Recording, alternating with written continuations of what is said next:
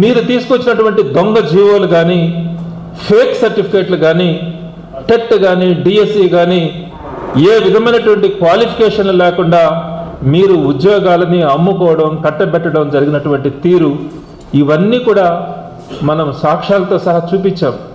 దాని మీద CBI enquiry అడుగుతా ఉన్నాం. మీరు ఎందుకు ఈ సిబిఐ ఎంక్వైరీని తప్పించుకోవడానికి, ఈ సిబిఐ ఎంక్వైరీని లేకుండా చంద్రబాబు నాయుడు గారి కొడుకు మీద ఈ సిబిఐ ఎంక్వైరీ జరగకుండా మీరు ఎన్ని దుర్మార్గమైనటువంటి చర్యలకు పాల్పడుతూ ఉన్నారన్నది అర్థమవుతుంది. మొట్టమొదటిగా మాట్లాడుతున్నటువంటి మా మీద 175 నియోజకవర్గాలలో ఉన్నటువంటి ఇన్ఛార్జీల మీద, కార్యకర్తలు, నాయకుల మీద ఒకే రోజు మీరు బనాయించినటువంటి అక్రమ కేసులు, ఒక్కొక్కరి మీద నా మీదైతే సుమారుగా 4-5 కేసులు నమోదు చేస్తున్నారు. అలా అందరి మీద కేసులు పెట్టడం, దుర్మార్గంగా ప్రభుత్వంలో ఉన్నటువంటి టీచర్స్ని వారికి ఉన్నటువంటి బాధల్ని చెప్పుకోవడానికి కేంద్ర విద్యాశాఖ మంత్రిని కలవడానికి వారు ప్రయత్నిస్తే వారికి కూడా డిఎస్సి మరక అంటించి వారిని ఎలాంటి నోటీసులు లేకుండా వారిని ఏకంగా సస్పెండ్ చేసేయడం, నోటీసు కానీ ఎక్స్ప్లెనేషన్స్ కానీ లేకుండా సస్పెండ్ చేయడం. మూడోది, టీచర్స్ ఏదైతే 2025లో సెలెక్ట్ అయినటువంటి టీచర్స్ ఉన్నారో వారిని బలవంతంగా ఎంఈఓల ద్వారా వారందరికీ కూడా ట్రాన్స్పోర్టేషన్, ఫుడ్, అకామిడేషన్స్ ఏర్పాటు చేస్తామని చెప్పి బలవంతంగా చేసి వారిని రోడ్డు మీదకి తీసుకొని వచ్చి పొలిటికల్ ధర్నాలు చేయించడం గవర్నమెంట్ టీచర్స్ చేత. మీ మీద సిబిఐ ఎంక్వైరీని తప్పించుకోవడానికి మీరు గవర్నమెంట్ ఉద్యోగుల దగ్గర ధర్నాలు ఈరోజు ప్రతి జిల్లాలో కూడా చేయించినటువంటి పరిస్థితి. అదేవిధంగా ఈ డిఎస్సిని కప్పిపించుకోవడానికి ఏపీపీఎస్సి గ్రూప్ 1 సంబంధించి 2023లో జరిగినటువంటి రిక్రూట్మెంట్ గురించి ఈరోజు మీరు డైవర్షన్లో భాగంగా మీరు దాంట్లో అక్రమాలు జరిగినాయి, ఏదో జరిగిందని చెప్పి ఈరోజు మీరు తీసుకుని వస్తున్నటువంటి తీరు, 1 by 1 మీరు ఒక్క ఎంక్వైరీ చేస్తే సరిపోయేదానికి మీరు మా మీద కేసులు పెట్టడం, టీచర్లను సస్పెండ్ చేయడం, 2025 టీచర్స్ దగ్గర ధర్నాలు చేయించడం, ఏపీపీఎస్సిలో అక్రమాలు జరిగినాయని చెప్పి 3 రోజుల నుంచి మీకు సంబంధించినటువంటి 2 వార్తాపత్రికల్లో కథనాలు దాని గురించి వేస్తూ తప్పుదారి పట్టించడానికి మీరు చేస్తున్నటువంటి ప్రయత్నం చూస్తూ ఉంటే జనాలు ఈరోజు అసహ్యించుకుంటా ఉన్నారు. రోడ్ల మీదకి వచ్చి ఈరోజు పొలిటికల్గా మీరు మెసేజ్లు ఇస్తూ ఉన్నారు, వైఎస్ఆర్సీపీని తిడుతూ ఉన్నారు. మీకు ధర్మమా అని అడుగుతా ఉన్నా. రేపు పొద్దున వైఎస్ఆర్సీపీ ప్రభుత్వం రాదా? ప్రభుత్వాలు వస్తూ ఉంటాయి, పోతూ ఉంటాయి. మీరు ఏం కోరుకోవాలా?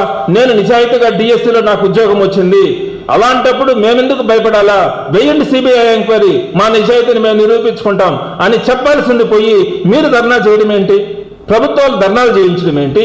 ప్రభుత్వంలో ఉన్నటువంటి ఉద్యోగులు రోడ్డు మీదకి వచ్చి ధర్నా చేయడం ఏంటి? ఎక్కడైనా ఉందా? ప్రతిపక్షంలో చేస్తారు, ప్రజలు చేస్తారు ధర్నాలు, అధికార పార్టీ ధర్నాలు చేస్తుందా? అధికార పార్టీ ఏం చేయాలా? విచారణ చేసి ఒక రిపోర్ట్ ఇచ్చి ఇదిగో రిపోర్ట్ మాకు క్లీన్ చిట్ ఉంది, మీరెవరు మాట్లాడడానికి అని చెప్పాల్సింది పోయి మీ దగ్గర ఇన్వెస్టిగేషన్ ఏజెన్సీలు మీరు పెట్టుకొని మీరు అది చేయకుండా పాపం ఉద్యోగస్తులను రోడ్డు మీదకి తీసుకొని వచ్చి వారి దగ్గర పొలిటికల్ మెసేజ్లు ఇప్పిస్తా ఉన్నారంటే దీంట్లో మీరు ఇంకొక విషయాన్ని బాగా గుర్తుపెట్టుకోవాలా. ఈ రోజు ప్రభుత్వానికి తొత్తులుగా వ్యవహరిస్తున్నటువంటి 1-2 ఉపాధ్యాయ సంఘాలు ఈ ధర్నాలలో ముందుకు వచ్చి మాట్లాడారు.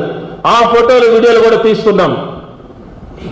ఈరోజు ఢిల్లీకి ఉపాధ్యాయుల కోసం వచ్చినటువంటి వాళ్ళని సస్పెండ్ చేస్తే మీరు పొలిటికల్గా తెలుగుదేశం పార్టీకి అనుకూలంగా ప్రవర్తిస్తున్నటువంటి కొంతమంది ఈరోజు కడపలో కానీ, కర్నూలులో కానీ రోడ్డు మీదకి వచ్చి వైఎస్ఆర్సీపీని తిట్టడానికి పొలిటికల్ మీటింగ్స్ని పెడతా ఉన్నారు.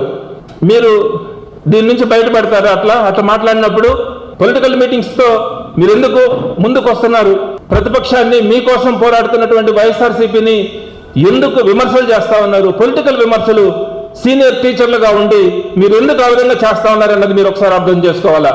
మీరు పిఆర్సీ 23% కంటే కోవిడ్ ఉన్నప్పటికీ 23% పిఆర్సీ ఆ రోజు వైఎస్ఆర్సీపీ ప్రభుత్వం ఇస్తే మీరు ఎంతో మంది వచ్చి ఎన్ని రకాలుగా మీరు జగన్మోహన్ రెడ్డి గారిని తిట్టినా కూడా జగన్మోహన్ రెడ్డి గారు ఎప్పుడు కూడా మిమ్మల్ని ఏమి అనలే. అయినా కూడా మీరు తిట్టారు, రోడ్డు మీదకి వచ్చి ఎన్ని చేసినా కూడా జగన్మోహన్ రెడ్డి గారు స్పందించలే. విజయవాడలో రకరకాలుగా జగన్మోహన్ రెడ్డి గారిని మీరు మాట్లాడారు. మరి ఈ రోజు కేవలం ఒక రిప్రజెంటేషన్ ఇస్తేనే టీచర్లను సస్పెండ్ చేసినటువంటి ఈ ప్రభుత్వానికి అనుకూలంగా ఈ రోజు కొన్ని ఉపాధ్యాయ సంఘాలు 1-2 ఉపాధ్యాయ సంఘాలు మెహర్బానీ కోసం రోడ్డు మీదకి వచ్చి పొలిటికల్ మీటింగ్స్ లో పాల్గొంటా ఉన్నారు. రేపటి రోజున ఏంటి అన్నది మీరు ఆలోచించుకోవాలా. వారి మీద ఖచ్చితంగా మేము కేసులు కూడా పెట్టడం కూడా జరుగుతుంది. ఆ కేసులు వారు తీసుకుంటారా లేదా అన్న తర్వాత విషయం. తప్పకుండా కూడా వైఎస్ఆర్సీపీ మేము ఎవరైతే ప్రభుత్వంలో ఉన్నటువంటి వారి మీద కూడా పొలిటికల్ మీటింగ్స్ లో పాల్గొంటే తప్పకుండా కూడా కేసులు ఫైల్ చేయమని చెప్పి ఈ రోజు అప్రోచ్ అవుతాం. మీరు చేసినటువంటి డిఎస్సి 2025లో సాక్ష్యాలతో సహా చూపించడానికి మేము సిద్ధంగా ఉన్నాం.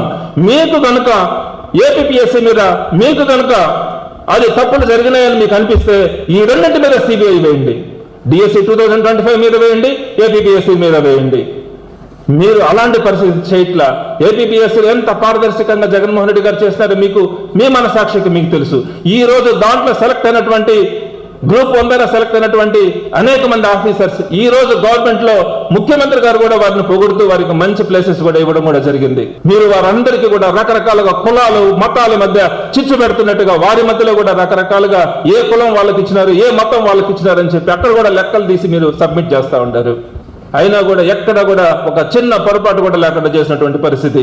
మీరు చేసినటువంటి దగా డిఎస్సి కప్పిపుచ్చుకోవడానికి మీరు ఈ ఏపీపీఎస్సీని తీసుకొని వచ్చి చూపిస్తా ఉన్నారంటే మీ మనస్సాక్షికి మీరు ఆలోచించండి. మీరు ఎన్ని రకాల కుట్రలు చేస్తా ఉన్నారు. ఒక్క ఎంక్వైరీ చేయించకుండా, ఒక్క ఎంక్వైరీ చేసి దాని మీద మీరు క్లీన్ చిట్ తెచ్చుకోకుండా ఈ పద్ధతులన్నీ మా మీద కేసులు పెట్టడం, అన్యాయంగా 30 సంవత్సరాల నుంచి పనిచేస్తున్నటువంటి టీచర్ల సంఘాల మీద సస్పెన్షన్ పెట్టడం, 2025 డిఎస్సీలో సెలెక్ట్ అయినటువంటి వారి చేత రోడ్డు మీదకు తీసుకొని వచ్చి ధర్నాలు చేయించడం, ఏపీపీఎస్సీలో అక్రమాలు జరిగినాయని చెప్పి డైవర్షన్ తీసుకురావడం, ఇన్ని రకాలైనటువంటి కుట్రల్ని మీరు చేస్తా ఉన్నారంటే మీ మనసుకి మీకు అర్థమైంది మీరు తప్పులు చేసినారని చెప్పి. తప్పకుండా కూడా జగన్మోహన్ రెడ్డి గారు ప్రభుత్వం వచ్చిన తర్వాత నిష్పక్షపాతంగా అన్ని ఎంక్వైరీలు కూడా చేయడం జరుగుతుంది. న్యాయం జరిగేలాగా ఎక్కడ కూడా తప్పులకు అవకాశం లేకుండా వీటన్నింటి మీద కూడా సమగ్రమైనటువంటి దర్యాప్తు చేయించడం కూడా జరుగుతుంది. ఈ లోపుగా అన్ని రకాలైనటువంటి పోరాటాలు అటు పార్లమెంటుల చట్టాలు పార్లమెంటులో ప్రైవేట్ బిల్స్ వేయడం దగ్గర నుంచి హైకోర్టు సుప్రీంకోర్టులను అప్రోచ్ అయ్యి కొన్నిటి మీద రివ్యూలు, కొన్నిటి మీద రిట్ పిటిషన్లు వేయడం కాడి నుంచి పిల్లల కాడి నుంచి ప్రతి ఒక్క పద్ధతిని కూడా వైఎస్ఆర్సీపీ ఎంచుకోవడం జరుగుతుంది. పోరాటం చేయడం కూడా జరుగుతుందని ఈ సందర్భంగా తెలియజేస్తాను. మీరు చూస్తున్నది time line Telugu digital network. సమాజం కోసం సరికొత్త ఆలోచన.